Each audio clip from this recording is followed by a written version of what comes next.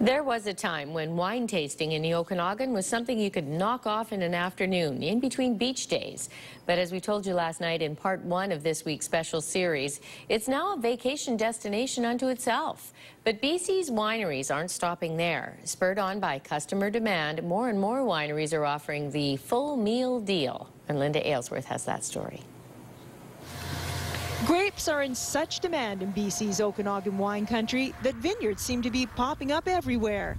But there was a time when planting grapes here was considered, well, ask Ben Stewart what the locals thought when his father decided to get into the business 50 years ago.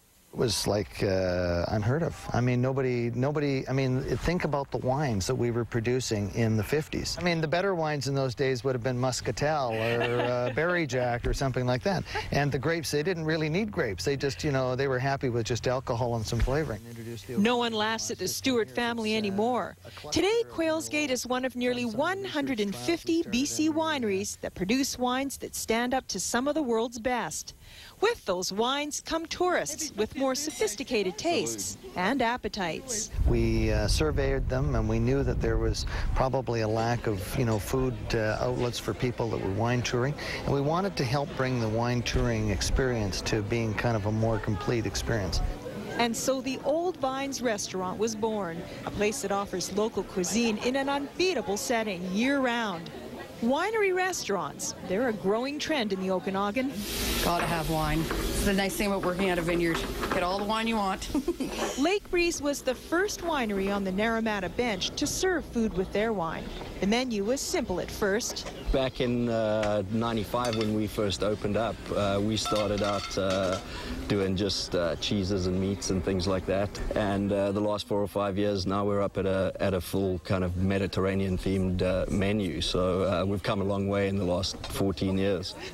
On a sunny day, their outdoor patio, which seats 40, is almost always full. It's wonderful. I mean, after a wine tasting morning, I think it's essential you go and eat and get carbohydrates so that, you know, you can carry on in the afternoon. It's elegant, it's sophisticated, but also casual. Is that what you're looking for? I think so, yes, definitely. Something flavorful, something local, and something creative, something that we're not going to get every day at home. Speaking of things you don't get at home. This is the unleavened bread. It's called bannock. Yep. The other is filoni. On the meat portion, we have got a venison sausage and a bison flat iron steak that's rubbed with a juniper salt and finished with a blackberry gastrique. Enjoy. Ink Meat Cellars, North America's first Aboriginal-owned winery, has chosen to reflect its heritage in its menu. Our chef, Patrick Ledoux, using fresh cuisine, simplistic food, but with an Aboriginal twist. So it's a unique experience. The menus might vary from place to place. Yeah, a little Pinot Blanc to deglaze the pan. I'm making a hearty bolognese sauce today, I thought. But they all have a similar focus, one that gives winery chefs a challenge they embrace. You know, the emphasis is on trying to make a wonderful match with the varietals that are produced in that winery with, you know, the food. So I have to think a little bit more about what I'm cooking. It's what today's wine tourist expects. And in the Okanagan, at winery restaurants like the Vineyard Terrace at Cedar Creek, it's what they get. These are from Harker Farms over in Coston. Of course, a dish, no matter how thoughtfully prepared, is only as good as the ingredients. As local as possible, supporting local farmers, local product, it gives people the real BC experience. At Burrowing Owl's Sonora Room restaurant, no corners are cut on quality, even if it does cost more. How would you describe today's wine tourist?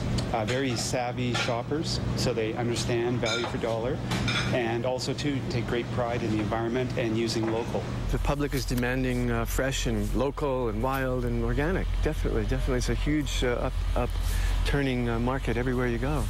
Unlike many winery restaurants that depend entirely on local farmers, Summerhill Pyramid Winery supplements from its own organic garden. This is actually part of the Chardonnay garden, and what we're standing in is actually our varietal kitchen garden. At Mission Hill, Chef ALLEMEIER has taken organic gardening to a new level.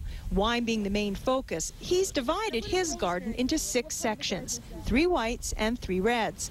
According to Leisure and Travel magazine, he's elevated the Terrace restaurant to one of the top 5 winery restaurants in the world. But do me a big favor. Yeah. Lean forward when you eat it, okay? Because it is going to be the juiciest, sweetest plum that you've ever had. It's really juicy. You're not exaggerating.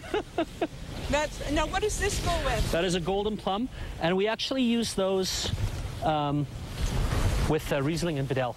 Inspired by the land and the grapes it produces, BC winery cuisine isn't working towards world-class status. It's there, and it's getting bigger and better every year. We're building the Okanagan food and wine culture, and personally for myself, being part of the building team, being one of the architects, help building this culture, there's nowhere else in the world I'd rather be.